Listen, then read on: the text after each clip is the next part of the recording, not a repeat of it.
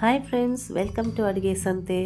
ಇವತ್ತಿನ ವಿಡಿಯೋದಲ್ಲಿ ಸಬ್ಸಿಗೆ ಸೊಪ್ಪು ಹಾಕ್ಬಿಟ್ಟು ಮಸಾಲ ಪಡ್ಡು ಹೇಗೆ ಮಾಡೋದು ಅಂತ ನೋಡೋಣ. ಈ ಮಸಾಲ ಪಡ್ಡುನ ಬರೀ ಬಾಯಲ್ಲೇ ತಿನ್ಬೋದು, ಅಷ್ಟು ರುಚಿಯಾಗಿರುತ್ತೆ. ನೀವು ಇದನ್ನ ಉಳಿದಿರೋ ದೋಸೆ ಹಿಟ್ಟಲ್ಲೂ ಕೂಡ ಮಾಡ್ಕೋಬಹುದು, ಹಾಗೆ ಪಡ್ಡಿನ ಹಿಟ್ಟಲ್ಲಿ ಕೂಡ ಮಾಡ್ಕೋಬಹುದು. ಬನ್ನಿ ಇದನ್ನ ಹೇಗೆ ಮಾಡೋದು ಅಂತ ನೋಡೋಣ. ಮೊದಲಿಗೆ ನಾನಿಲ್ಲೊಂದು 4 ಕಪ್ ಆಗೋಷ್ಟು ರೇಷನ್ ರೈಸ್ನ ತೊಗೊಂಡಿದ್ದೀನಿ. ನೀವಿಲ್ಲಿ ದೋಸೆ ಅಕ್ಕಿ ಕೂಡ ಬಳಸ್ಕೋಬಹುದು. ಹಾಗೆ 1 ಕಪ್ ಆಗೋಷ್ಟು ಉದ್ದಿನಬೇಳೆ ಮತ್ತು 1 ಟೀ ಸ್ಪೂನ್ ಮೆಂತ್ಯನ ನಾನು ಇದಕ್ಕೆ ಸೇರಿಸ್ಕೊಳ್ತಾ ಇದ್ದೀನಿ. ಹಾಗೆ ಇದಕ್ಕೆ ನೀರು ಹಾಕ್ಕೊಂಡು ಒಂದು 2 ರಿಂದ 3 ಸರಿ ಚೆನ್ನಾಗಿ ತೊಳ್ಕೊಳ್ಳೋಣ. ನಂತರ ಇದನ್ನ ಒಂದು 6 ರಿಂದ 7 ಗಂಟೆಗಳ ಕಾಲ ನೆನೆ ಹಾಕೊಳ್ಳೋಣ. ಹಾಗೆ ನಾನಿಲ್ಲಿ 1 ಬೌಲ್ ಆಗೋಷ್ಟು ಮಂಡಕ್ಕಿನ ತಗೊಳ್ತಾ ಇದ್ದೀನಿ. ಇದನ್ನು ಕೂಡ ಒಂದು 2 ಸರಿ ತೊಳೆದ್ಬಿಟ್ಟು ಒಂದು 10 ನಿಮಿಷ ನೆನೆಸ್ಕೊಂಡ್ರೆ ಸಾಕು. ರುಬ್ಬೋಕ್ಕಿಂತ ಒಂದು 10 ನಿಮಿಷದ ಮುಂಚೆ ಇದನ್ನು ನೆನೆ ಹಾಕ್ಕೊಂಡ್ರೆ ಸಾಕು. ನೀವಿವಾಗ ನೋಡ್ತಾ ಇರ್ಬೋದು, ಇಲ್ಲಿ ನಾನು ನೆನೆ ಹಾಕ್ಕೊಂಡಿರೋಂಥ ಅಕ್ಕಿ, ಬೇಳೆ, ಕಾಳುಗಳೆಲ್ಲ ಚೆನ್ನಾಗಿ ನೆಂದಿದೆ. ಸೊ ನಾವಿವಾಗ ಇದನ್ನು ಮಿಕ್ಸಿ ಜಾರಿಗೆ ಹಾಕೊಳ್ಳೋಣ. ಹಾಗೆ ಇದ್ರ ಜೊತೆಗೆ ನಾವು ನೆನೆಸಿಟ್ಕೊಂಡಿರೋಂಥ ಮಂಡಕ್ಕಿ ಕೂಡ ಸೇರಿಸ್ಕೊಳ್ಳೋಣ.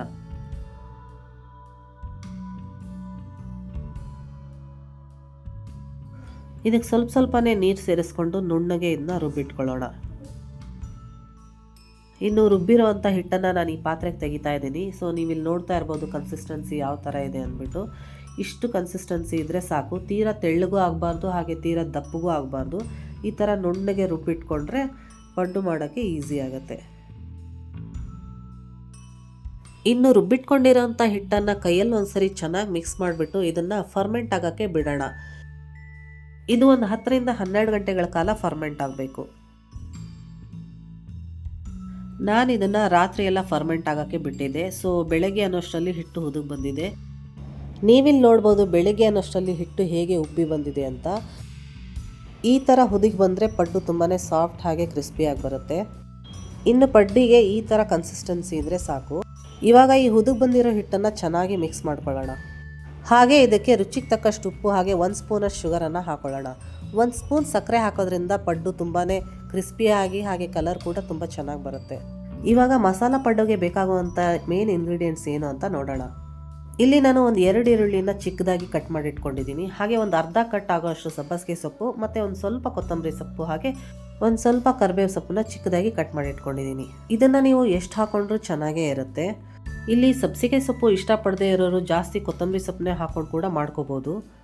ಆದರೆ ಸಬ್ಸಿಗೆ ಸೊಪ್ಪು ಪಡ್ಡುಗೆ ಒಂದು ಡಿಫ್ರೆಂಟ್ ಫ್ಲೇವರ್ ಕೊಡುತ್ತೆ, ಹಾಗಾಗಿ ತುಂಬಾ ರುಚಿಯಾಗಿರುತ್ತೆ. ನಾನಿಲ್ಲಿ ಒಂದು ಪ್ಯಾನ್ ಇಟ್ಕೊಂಡು ಅದಕ್ಕೆ ಒಂದು 3 ಟೇಬಲ್ ಸ್ಪೂನ್ ಆಗೋಷ್ಟು ಎಣ್ಣೆ ಹಾಕ್ಕೊಂಡು ಅದಕ್ಕೆ ಒಂದು ಸ್ವಲ್ಪ ಸಾಸಿವೆ, ಹಾಗೆ ಒಂದು ಸ್ವಲ್ಪ ಜೀರಿಗೆನ ಹಾಕೊಳ್ತಾ ಇದ್ದೀನಿ. ಹಾಗೆ 1 ಟೇಬಲ್ ಸ್ಪೂನ್ ಕಡಲೆಬೇಳೆ ಮತ್ತು 1 ಟೇಬಲ್ ಸ್ಪೂನ್ ಉದ್ದಿನಬೇಳೆ ಕೂಡ ಇದಕ್ಕೆ ಸೇರಿಸ್ಕೊಳ್ತಾ ಇದ್ದೀನಿ. ಇದನ್ನು ಚೆನ್ನಾಗಿ ನಾವು ಗೋಲ್ಡನ್ ಬ್ರೌನ್ ಕಲರ್ ಬರೋ ಹಾಗೆ ಫ್ರೈ ಮಾಡ್ಕೊಳ್ಳೋಣ. ಈ ಬೇಳೆಗಳೆಲ್ಲ ಗೋಲ್ಡನ್ ಬ್ರೌನ್ ಕಲರ್ ಬಂದಮೇಲೆ ಇದಕ್ಕೆ ಹೆಚ್ಚಿಟ್ಕೊಂಡಿರೋವಂಥ ಈರುಳ್ಳಿನ ಸೇರಿಸ್ಕೊಳ್ತಾ ಇದ್ದೀನಿ. ಹಾಗೆ ಚಿಕ್ಕದಾಗಿ ಕಟ್ ಮಾಡ್ಕೊಂಡಿರೋವಂಥ ಕರಿಬೇವು ಸೊಪ್ಪನ್ನು ಕೂಡ ಇದಕ್ಕೆ ಸೇರಿಸ್ತಾ ಇದ್ದೀನಿ. ಇದನ್ನೆಲ್ಲ ಚೆನ್ನಾಗಿ ಮಿಕ್ಸ್ ಮಾಡಿಕೊಂಡು ಲೈಟಾಗಿ ಫ್ರೈ ಮಾಡ್ಕೊಳ್ಳೋಣ. ಈ ಹಂತದಲ್ಲಿ ನೀವು ಹಸಿಮೆಣಸಿನ್ಕಾಯಿ ಕೂಡ ಚಿಕ್ಕದಾಗಿ ಕಟ್ ಮಾಡಿಕೊಂಡು ಸೇರಿಸ್ಕೋಬೋದು. ಬಟ್ ನಾನಿಲ್ಲಿ ಇದನ್ನು ಸೇರಿಸ್ತಾ ಇಲ್ಲ, ಯಾಕಂದರೆ ಮಕ್ಕಳು ತಿನ್ನೋದ್ರಿಂದ ಬಾಯಿಗೆ ಸಿಗುತ್ತೆ ಅಂದ್ಬಿಟ್ಟು ಸೇರಿಸ್ತಾ ಇಲ್ಲ. ಹಾಗೆ ನಾನೊಂದು ಚಿಟಿಕೆಯಷ್ಟು ಉಪ್ಪನ್ನು ಇದರ ಮೇಲ್ಗಡೆ ಸ್ಪ್ರೆಡ್ ಮಾಡ್ತಾ ಇದ್ದೀನಿ. ಇದರಿಂದ ಈರುಳ್ಳಿ ತುಂಬ ಬೇಗನೆ ಬೇಯುತ್ತೆ. ಹಾಗೆ ಇಲ್ಲಿ ಚಿಕ್ಕದಾಗಿ ಕಟ್ ಮಾಡ್ಕೊಂಡಿರೋವಂಥ ಸಬ್ಬಸಿಗೆ ಸೊಪ್ಪನ್ನು ಹಾಕೊಳ್ಳೋಣ. ಇದನ್ನೆಲ್ಲ ಚೆನ್ನಾಗಿ ಮಿಕ್ಸ್ ಮಾಡಿಕೊಂಡು ಒಂದು 2 ನಿಮಿಷ ಇದನ್ನು ಫ್ರೈ ಮಾಡ್ಕೊಳ್ಳೋಣ. ನೀವಿಲ್ಲಿ ನೋಡ್ತಾ ಇರ್ಬೋದು, ಇದು ಇವಾಗ ಫ್ರೈ ಆಗಿದೆ. ಎಲ್ಲ ಕಂಪ್ಲೀಟಾಗಿ ತಣ್ಣಗಾದ್ಮೇಲೆ ಪಡ್ಡಿನ ಹಿಟ್ಟಿಗೆ ಸೇರಿಸಬೇಕು.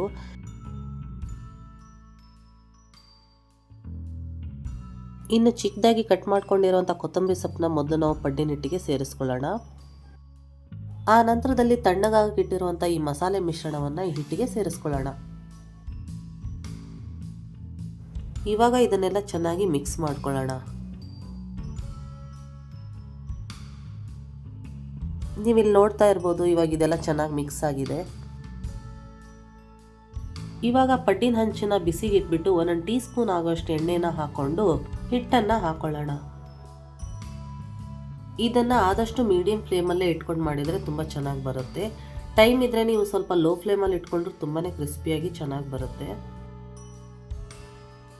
ಇವಾಗ ಇಲ್ಲಿ ನೀವು ನೋಡ್ತಾ ಇರ್ಬೋದು ಮೇಲ್ಗಡೆ ಎಲ್ಲ ಚೆನ್ನಾಗಿ ಬೆಂದಿದೆ. ಸೊ ಇದನ್ನು ನಾವಿವಾಗ ಇದಕ್ಕೆ ಸ್ವಲ್ಪ ಎಣ್ಣೆ ಹಾಕ್ಕೊಂಡು ತಿರುಗಿಸಿ ಹಾಕೊಳ್ಳೋಣ. 2 ಬದಿಯಲ್ಲೂ ಬೇಯಿಸ್ಕೊಳ್ಳೋಣ. 1 ನಿಮಿಷ ನಾವು ಇದನ್ನು ಮುಚ್ಚಿಟ್ಕೊಂಡು ಬೇಯಿಸೋಣ. ಇದರಿಂದ ಒಳಗಡೆ ಎಲ್ಲ ನೀಟಾಗಿ ಬೇಯುತ್ತೆ. ನೀವೀಗ ಇಲ್ಲಿ ನೋಡ್ತಾ ಇರ್ಬೋದು ಪಡ್ಡು ಎರಡು ಬದಿಲೂ ಚೆನ್ನಾಗಿ ಬೆಂದಿದೆ. ಸೊ ಬಿಸಿ ಬಿಸಿಯಾಗಿರೋವಂಥ ಪಡ್ಡು ರೆಡಿಯಾಗಿದೆ.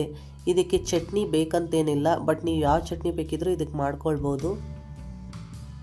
ತುಂಬಾ ಚೆನ್ನಾಗಿರುತ್ತೆ. ಈವ್ನಿಂಗ್ ಸ್ನ್ಯಾಕ್ಸ್ಗಂತೂ ಹೇಳಿ ಮಾಡಿಸಿದ ರೆಸಿಪಿ ಇದು, ಮಸಾಲ ಪಡ್ಡು. ಒಂದು ಸರಿ ಟ್ರೈ ಮಾಡಿ, ಹಾಗೆ ಹೇಗೆ ಬಂತು ಅಂತ ನನಗೆ ಕಮೆಂಟ್ ಮೂಲಕ ತಿಳಿಸಿ. ಇಷ್ಟ ಆದರೆ ಲೈಕ್ ಮಾಡಿ, ಶೇರ್ ಮಾಡಿ, ಹಾಗೆ ನಮ್ಮ ಚಾನಲ್ನ ಸಬ್ಸ್ಕ್ರೈಬ್ ಮಾಡಿ. ಧನ್ಯವಾದಗಳು.